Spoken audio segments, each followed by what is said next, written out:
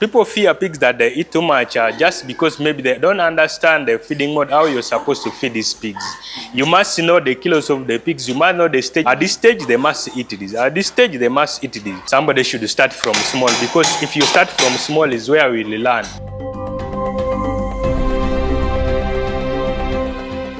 Good evening, our dear viewers. Thank you so much for joining us on NTV Seeds of Gold. I'm your host, Sheila Navafu, and tonight we have another exciting episode for you. This show is proudly brought to you by Bukola Chemical Industries Limited and YPA, our partners on the Expert Opinions segment. And later they'll be sharing some useful insights on goat farming. Stick around. Our farm is generally called zero grazing. We are not wasting anything here. When we go to the vegetable sides, we grow different type of vegetables. We also do some crops like strawberries. We grow grapes.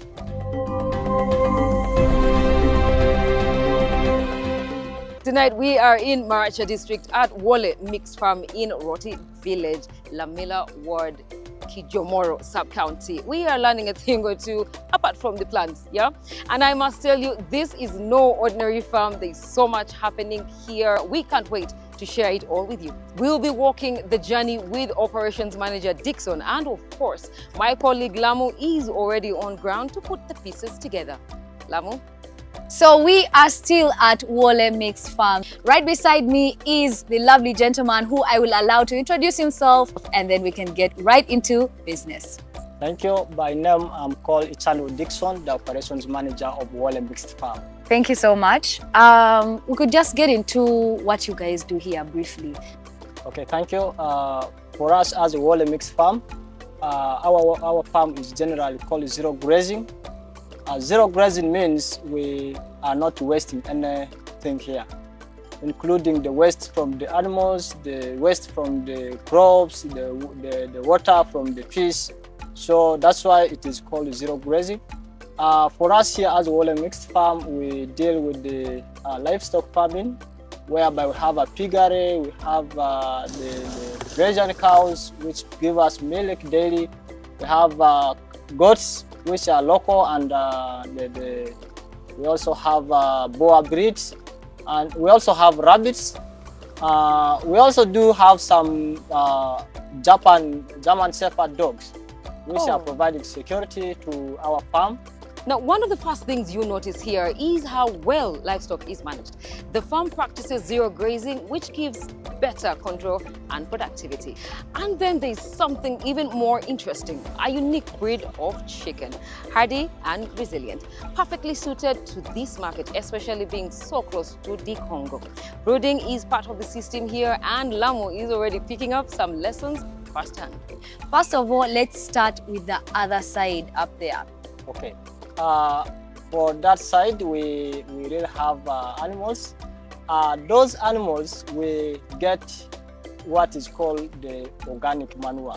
Yes. So let's say for the cows, specifically for the cows. For cows, that cow is called Persian cow. We get milk daily out of that cow. At least there are 2 cows which are giving us milk daily.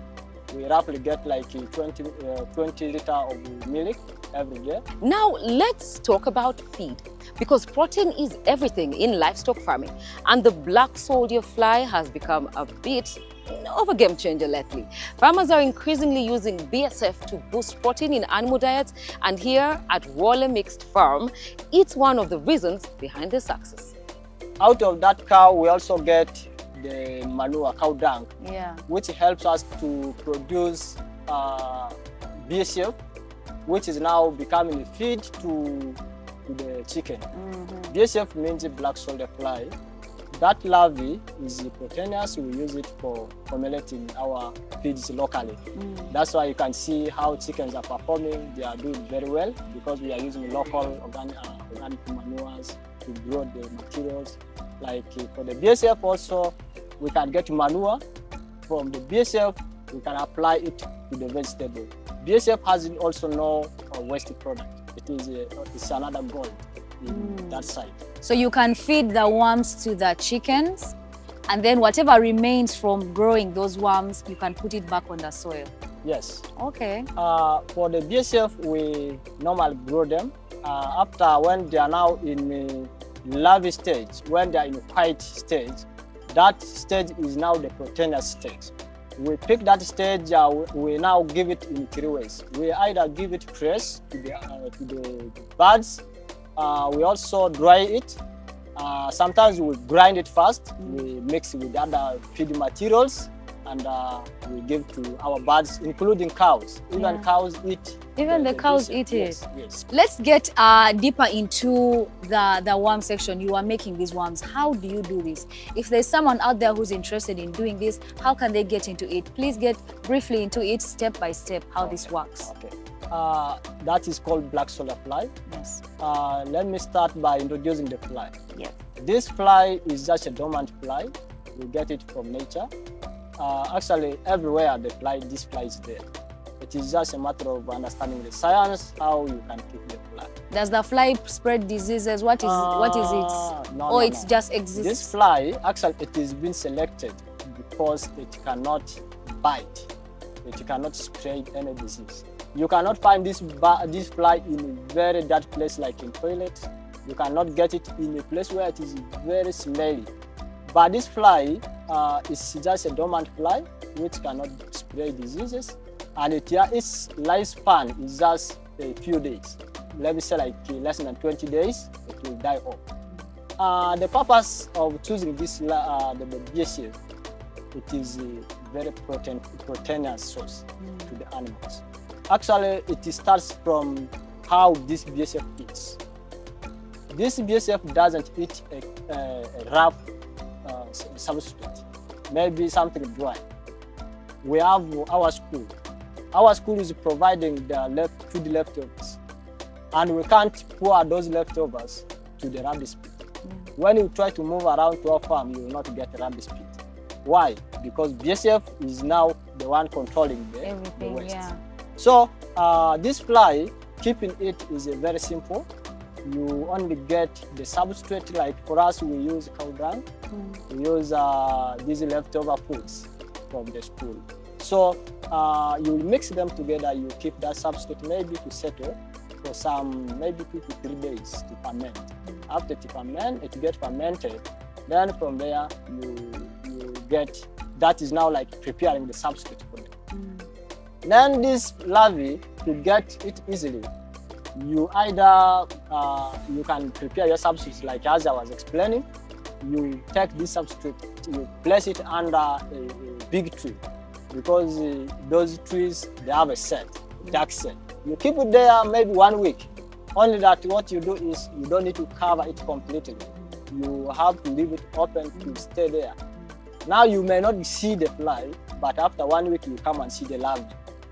Now the question is, how are you going to start managing that larvae after getting it from the substrate? Now what you do, as we have there, you now prepare for them a cage. Just a simple cage like as we do with the net. It should not be this mosquito net which is fitted, because it is the same fly which can also die with that chemical. Then you after getting the cage, you now place the whole substrate with that larvae in the cage to grow, because there are stages. This larvae it will start there. You may see it after harvesting. You may see it from larvae. It goes to pupa, and then it becomes pupa. Pupa it changes the color to black. Once you see now the color becomes black, that is already seed. You now remove that seed out of the substrate you place in the cage. After placing it there, you give it like some 3 days, it becomes dormant, because after getting it black, it still moves. Then from there, it becomes dormant, as if it is dead. That's the area where people used to dump them. Someone may take a live pupa state. When it reaches at the farmer's place, it becomes dormant. The farmer will say, all my larvae has died. Now at the end, you'll pour them out. Then they'll go and hatch and fly away. At the end, you say, I tried it, but it didn't succeed. So when it becomes dormant, you don't need to pour it. Okay? And then that is going to be stage of start hatching. Then after 3 days, you find the flies start one by one, like as we saw there, one by one. Then until the whole the pupa stage has up to the fly. Now when it becomes flies, you also give them some time. The question is also there. People do ask me, what are these flies eating? Okay, the black soldier fly don't eat when they are now already hatched. You only give them water. You place them water in the cage. They only suck that water. That is enough to cater for them until in the process of producing the eggs. So after placing the eggs, the water, you now leave them to stay. You don't need to disturb them opening what. Now after that, you prepare for them the baiting, something for baiting. It is as a local, you may either cut box, because that is the easiest way of getting those eggs. You know, when you cut box, there are some of those holes, tiny holes. You fix those with your substrate, and after you just leave it there. You don't need to disturb them. You find after 3 days, you find they have laid eggs. Then after picking the eggs, now you start the same procedure of keeping them from when you pick them from this. Yeah. That's how you just do the this. Yes. Yeah. So what exactly do you feed to the chicken? Okay, for us, we are feeding when they are fresh. Then also when there are many, we also feed, we dried them. We sieve them from substrate. We actually boil them with hot water and they died. Then from that we sun dry. When they get dried, we now mix it with other ingredients. So do you feed them the larvae stage or do you feed them the fully grown stage? Yeah, actually for BSF, the protein content, high protein content is in the larvae. Yes. But you can also feed them the other stage. The pupa is now like to cater for calcium. You see that cell after when the fly goes out, left the cell. Then we crush that cell and mix. That is not now going to cater for protein, but it is going to cater for calcium. How which about is good for the layers? Yes, yes, for the eggs. How about the final stage of the fly? Because I know you said after 20 days, about 20 days, the fly naturally will die. Yeah. What happens to that fly? Can it be fed again to the animals or? Yeah, we actually, when we have seen now the flies have died, we are collecting the fly itself plus the shell. We mix them together, and for us we have that crushing machine. We put them in the machine and crush them to powder, then we mix it with feeds. That is brilliant. Let's talk about the rabbits. Yeah. For rabbit is one of the great animals we have. When you try to look at our vegetables, these vegetables are actually very strong because of the rabbit. From the rabbit, we grow the rabbit. We sell the rabbit to farmers. We also sell the meat. Because there are some people fail to eat rabbit, they place order. You come, we slaughter for you rabbit. You eat there and you go happy. So we also now when we come to the urine or the waste, we get the rabbit dung, which is highly protein, highly fertilized, the compost manure. Yeah. We collect all those. We don't pour them out. We have a pit whereby we are collecting all the rabbit waste, including that whatever they ate and the left. We don't throw them away. We mix them all. We dump them in one place and allow it to ferment maybe like 2 weeks. From there, it composts and it is very nutritious to the soil. So we come and apply it. Either we put direct to the garden, or we first make it liquid and we come and pour to the crops. Then also the urine is the same, but for urine you can apply direct in the garden. You either plant pour it under the crop or under the plant, or you can spray it on the leaves. Yeah. So it's a good fertilizer. Very good fertilizer. Let's get into the chickens you have. You have quite a unique species or breed of chicken.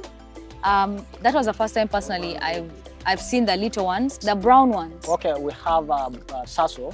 Sasso. Yes. Sasso. Where is this Sasso from? What is it made of? Sasso, people do say it is crossbreeded from layer and broilers. And broilers are a breed of something Indian as well. local. Indian local. Indian local. Yes. Okay, so there's Indian local and then they also mix them with the layers. Yes. And then they become Sasso. Sasso. What do the Sasso do? Are they for meat? Are they for eggs? Sasso is for broiler purpose. They can lay egg like layers, and their meat is also like broilers. Yes. So for them, they stay in an environment. When you take them to a hostile place, we do business in Sudan where we put these things in very hot places. In the desert, they survive. basically. They don't die. The purpose of raising this, actually, we didn't do it just because we needed it. We do survey around. Many farmers were trying to raise chicken. Yes. But mostly, actually in our region here, breeding alone defeated farmers. But they are interested in raising, growing the chicken. But now for us, we say, okay, we can take that part of breeding. And then, not breeding, brooding. Then for them, they come and take the breed when it is already been brooded. Yeah. Then they take to their homes and it survives and they get income out of it. Yeah. I hope you're learning as much as we are, because this farm really is full of ideas that you must borrow. We are going to take a very short commercial break, but when we return, we'll switch gears to something completely different. Remember, we are proudly sponsored by Wole Chemical Industries Limited and YPA. For your expert opinion, want to step out of the house? Well, that's okay, because we are live on X and the Your TV app. Simply download it and you're good to go.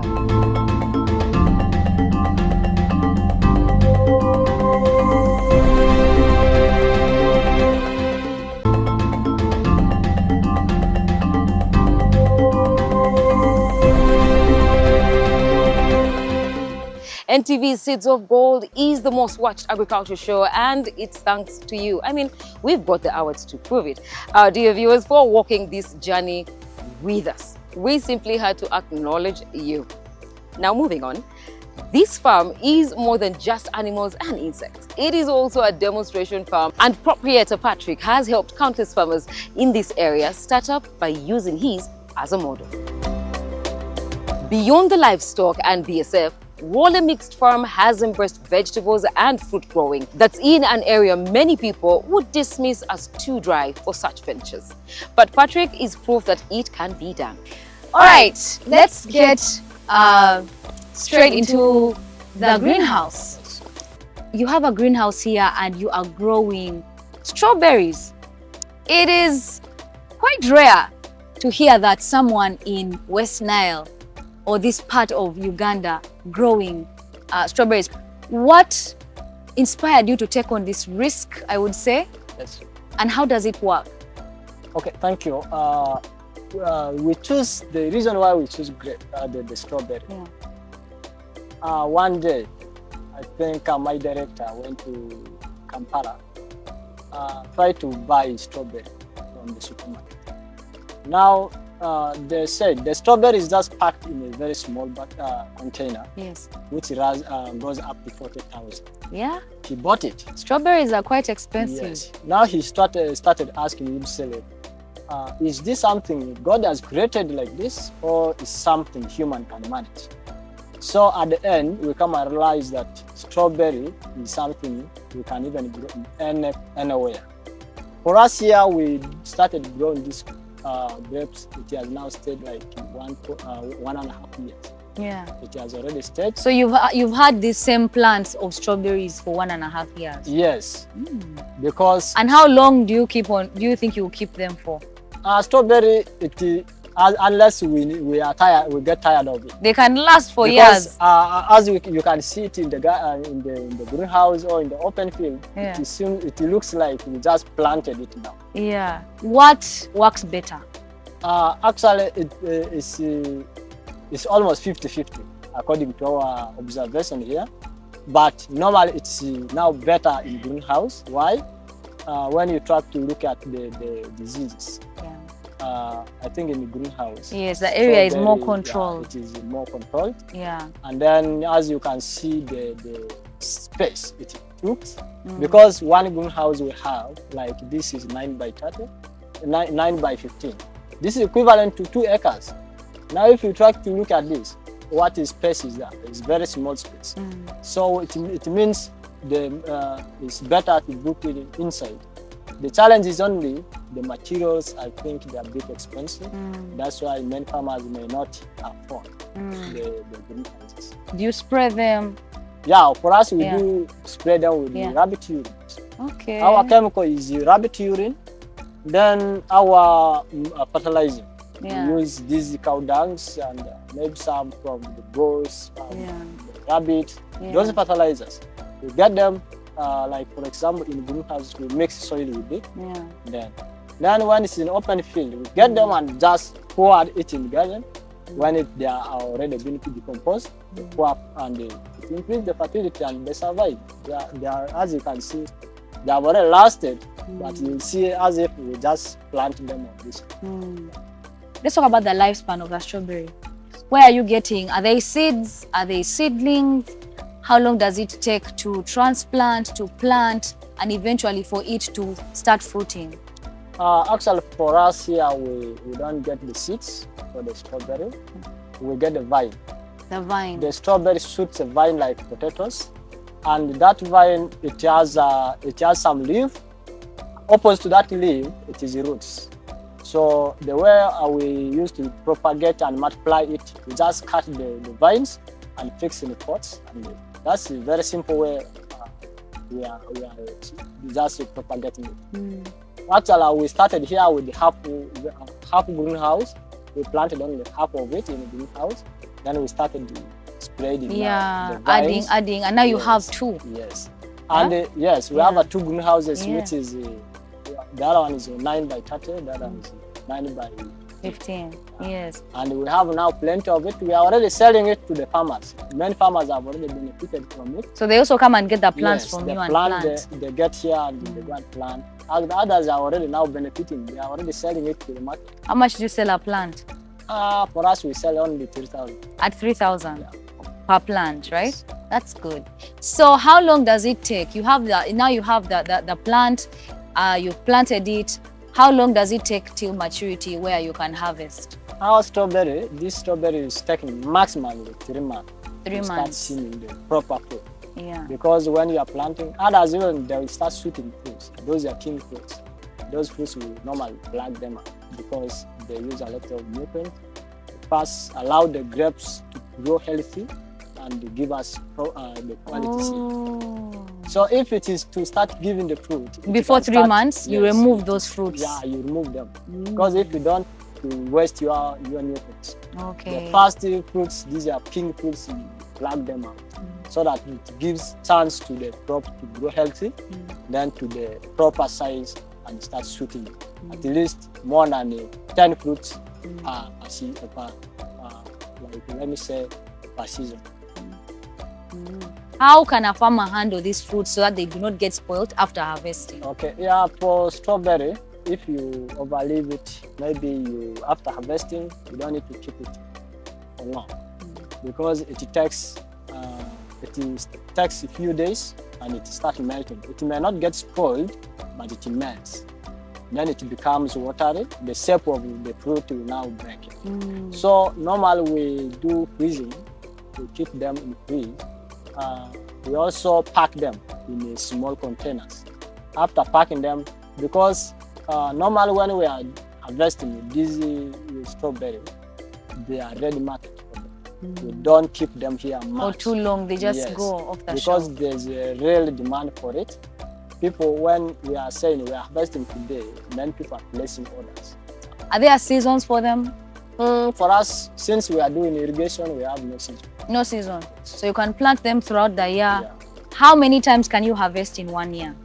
We do 4 times. This strawberry thing is looking quite lucrative. Yeah, because when it is making fruits, it's not only make once like mango.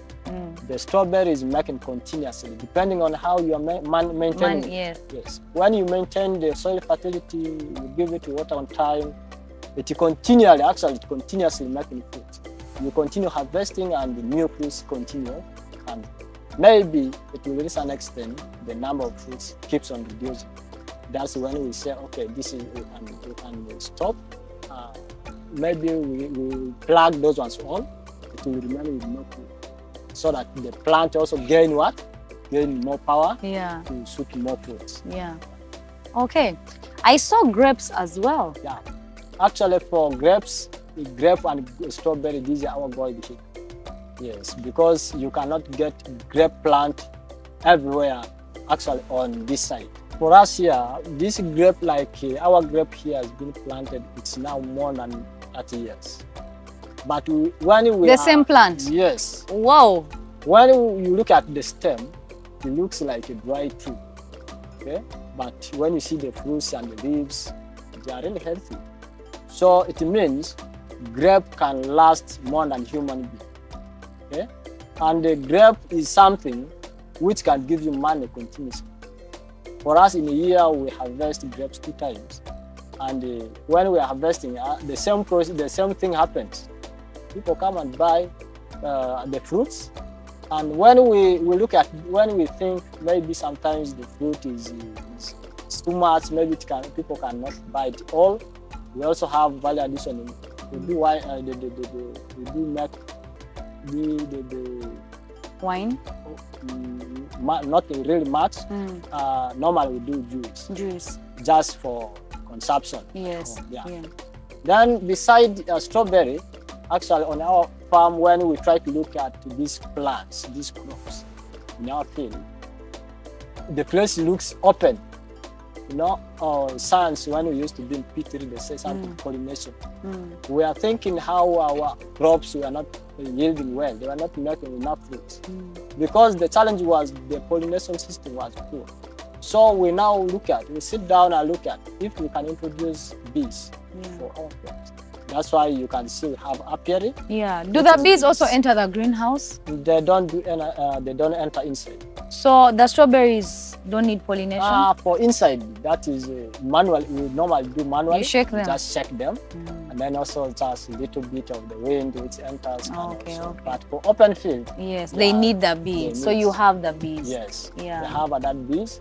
The purpose is not only for pollination, but we're also looking at the worldwide, how expensive the bee is, the honey. Actually, not only honey, the bee products. Yeah.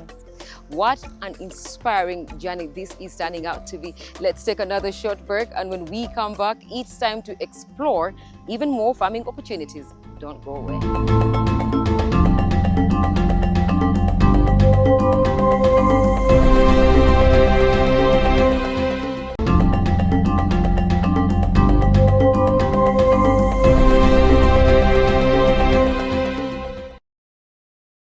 Thank you so much for sticking with us. We truly appreciate it.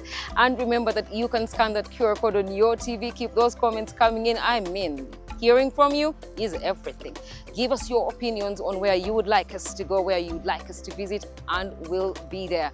Do remember this show is brought to you by Bukola Chemical Industries Limited and YPA on our expert opinion. As promised at the start, tonight we're showing you the true definition of a mixed farm. And right now, we're heading to the fish section. Lamu and Dixon are already there with the details. Over to you, Lamu. We've talked about all the other sectors of this specific farm, but let's get into the fish farming. You have quite a number of fish here, quite a number of ponds here. You also have a pond that has frogs, but we'll get to that. We have a lot to cover. We have this is called concrete pond. This pond is being built by the brick. And this pond, this advantage is that it is easier to manage. You can put this pond anywhere in your place. You may either put it in home, or you can build it inside your house. It is just a matter of when you have a water source, because that is the habit of the fish. When there's no water, fish cannot survive. We have this pond. This is earthen pond. This pond, it really needs some technical ideas. When you want to construct an earthen pond, you have to first undergo some procedures. Like you have to do soil testing. You have to check whether your soil is really suitable for pond construction. Because some places are sandy, which may not favor the fish pond. So as you can see around, our soil is being mixed with the loam clay. Loam clay, which means most soil is loam, then mixed with clay, which can now retain the water. As you can see, actually the more ponds you have, this is earthen pond. These ponds, they are in different sizes and they have different ways of management. Some people make ponds to connect the one pond to another. But when you can move around and see, all these ponds have different outlets. Actually, that is mean that your pond is very good. When you are making pond and connect one pond water to another, you're actually creating yourself, as a farmer, you are creating yourself a problem. Because one day, one pond may get infected. And at the end, all the pond will be getting infected. But as you can see, we have an outlet for this different. It goes to the main line. It drains water outside. We have each of these ponds, they have all different drainage lines. So I'm urging farmers, when you are starting the fish farming, you really need to have some of these things, like you first need to have a water source, because you cannot do a pond. Sometimes you have a good soil texture, but the water yield may not be enough. Yeah. Yes. What fish do you have here? For us as a Wole Mixed Farm, we raise different types of fish. We have a catfish. Catfish, people used to say it is a mud fish. You can see this is a catfish. And we also have a tilapia fish, which is, we have a specific Nile tilapia because tilapias are in different types. So do you have mud fish and tilapia in here? Right now, this pond is only for catfish. We can put tilapia together with catfish, but it depends on how water quality you have. What you can do is there's always a ratio when you're stocking this fish. Normal that duration, when you want to stock tilapia together with catfish, you will need at least a little duration. The tilapia has to be stocked first. Yes. So that they grow a little bit bigger. Because the catfish eats the tilapia, yes. right? Catfish is always cannibalism. Yes. They can eat each other. So to prevent that cannibalism, it is good to do that. The tilapia first grows, then you introduce the catfish. Or else, when you are stocking, let the fingerlings for tilapia be slightly bigger than. So for us, we advise farmers, when it is a new farmer or farmer who is just starting the business, we advise them to put at least 3 per meter squared. 3 per meter squared, which means if I said this is 20 by 10, you just do 20 times 10, you get that is like roughly 200. 200 times 3. How many fish you will not automatically? This fish is in this pond. 600. Yeah. Someone may say this water is very dirty.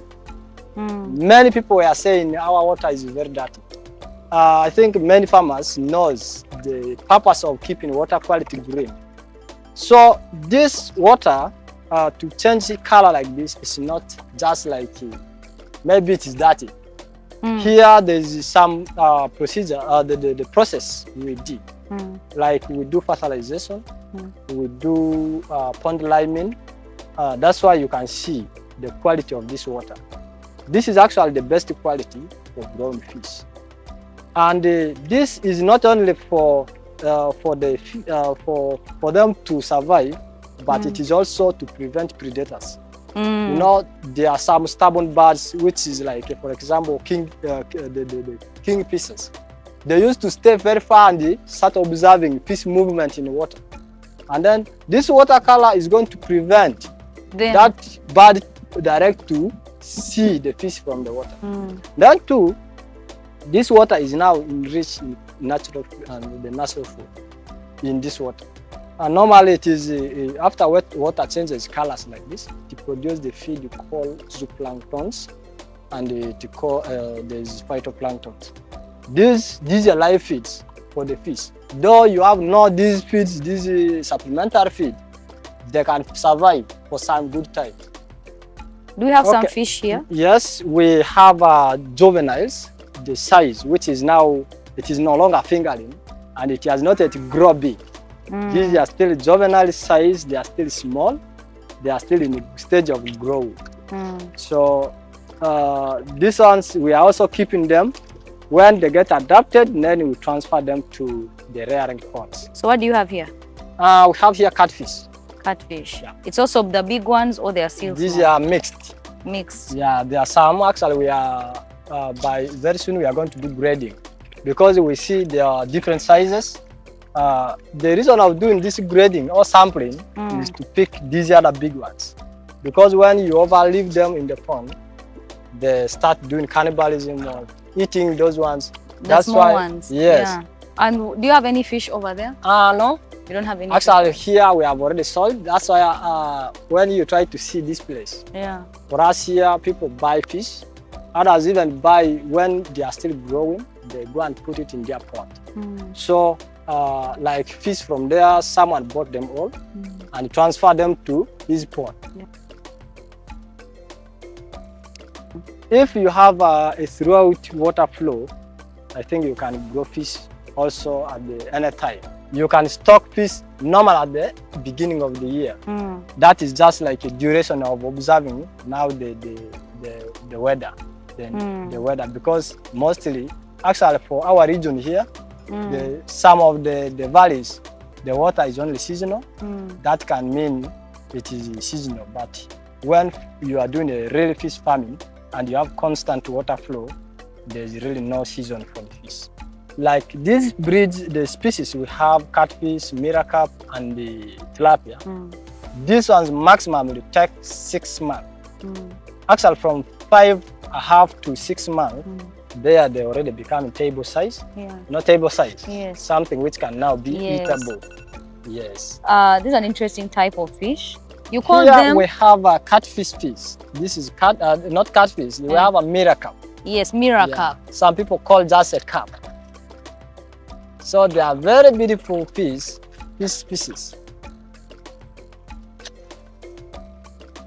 Wow. So these species, they also, compared to the growth rate, actually they grow slightly bigger than catfish. But now depending on how you are feeding it, it can never grow up to 5 kilos. It can grow up to 6 kilos. So it grows even faster than catfish. And people like it, the place is real, is very, very nice. Yeah. Yeah, it is. Does it taste like tilapia? It kind of looks like tilapia. It tastes like tilapia. Yeah? Yes. For you to do a proper growth of the fish, at least you need these kind of procedures to follow. One, the feeding point. Two, the amount of feed per day. None. This actually for fish, at least feed 3 times a day. Morning, then midday, and the evening. This pond here is called nursing. Do we put this?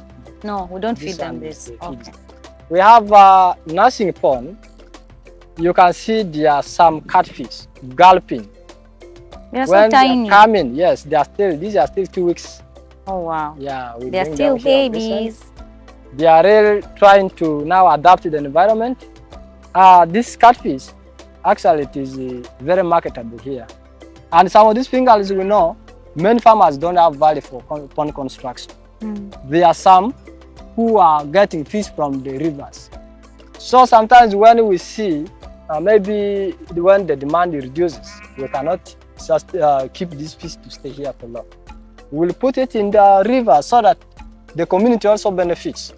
Like you can see these rivers, it goes even past the main road, the big rivers. So we shall pour these remaining ones in that kind of river so that these other kids, they just go and get them maybe with the food. Yeah. Because if it is only here, someone will say, I feel to eat fish, but getting it is hard. So that is how also we try to now assist the community to at least taste the fish. Yeah. As you can see, for the fry, when you look at the other side, the water is actually not there, or it is very little, the depth of the water. The reason is, actually the smaller fish need more oxygen than the big one. Now, you can see, since we have many ponds and we have a fingerlings, we only want to use small water for this pond. And the purpose of keeping it small, because it is already an open field, which fish can be, the water can be filled oxygen naturally in this. Because it is like us. Oxygen actually without air, even if you eat food and you don't breathe, that is nothing. It is the same with the fish. So these fingerlings, where do they come from? For us, we have some little funny hatchery.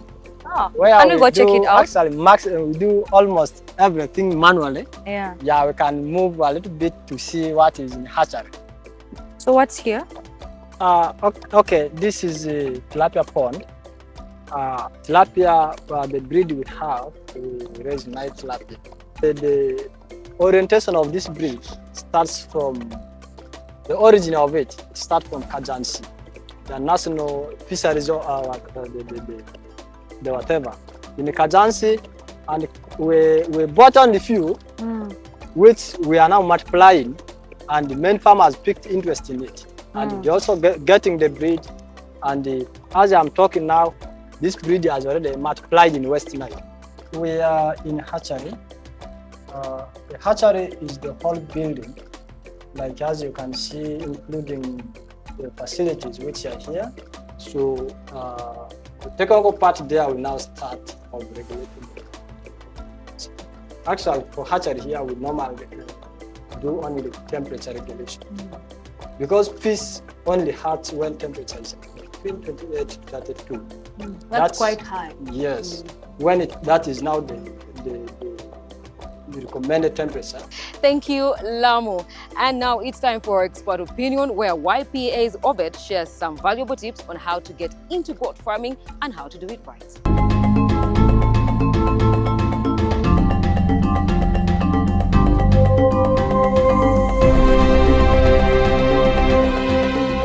I guess you're thinking this goat is 1 year old. Oh, sometimes you might find a goat of 3 years and it is this size. But I want to promise you this guy is 4 months old. 4 months. You can see. So, usually I tell you, so it doesn't matter whether your farming practices are good or bad. If you have a bad breed, it doesn't matter. I repeat, it doesn't matter if you have a bad breed. So this guy, right now, irrespective of if I sell it to breed farm, if I sell it to the breeding market, if I sell it for meat, this guy is about 25 kgs. So 25 kgs times, let's say 20,000, that is 500,000. So this guy is already worth 500,000 right now for meat, not for breeding. But if I sell it to breeding, you can see the breed, I can sell it for 1 million. You see? Yes, I can sell it for 1 million. And that is when I'm just doing it for Bafuna Mpola. But if I'm selling it the same way they sell them to us in South Africa, I'll be selling it for 3 million. Because it is a very nice breed. And this is what we call the YPA breed. This is not a Boer. It looks like a Boer, but it is not. Because you see, it is black, it is brown, it is white. So we mixed 3 things. We mixed Kalahari, we mixed Mubende, and we mixed Boer. So just make sure you do what we call a crossbreed with our local, because our local has the best skin, has the best resistance, has the best growth if it is mixed with Boer.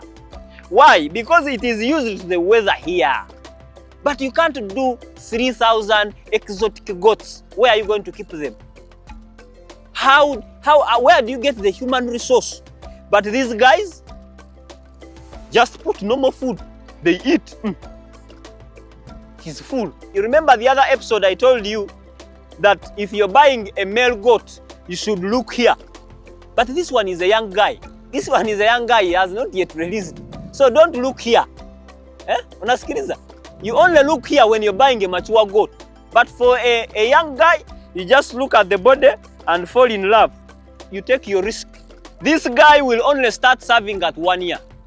So if it is below 1 year, you cannot see it having a dirty thing here. Maybe 8 months. But even at 8 months, you don't introduce it to your goats. That is why most of the guys you're seeing them here, they are not yet ready to be introduced. They are just winners. We won them from their mothers, and their mothers are now carrying other babies that they will be producing very, very soon. So if you'll be around by maybe 2030, 2040, you will see the mighty YPA tower shooting up the sky. I want to assume that you'll want to be part of that very big tower by joining Youth Platform Africa, the #1 agribusiness product, the #1 agribusiness masters and the leading goat farmers in East Africa.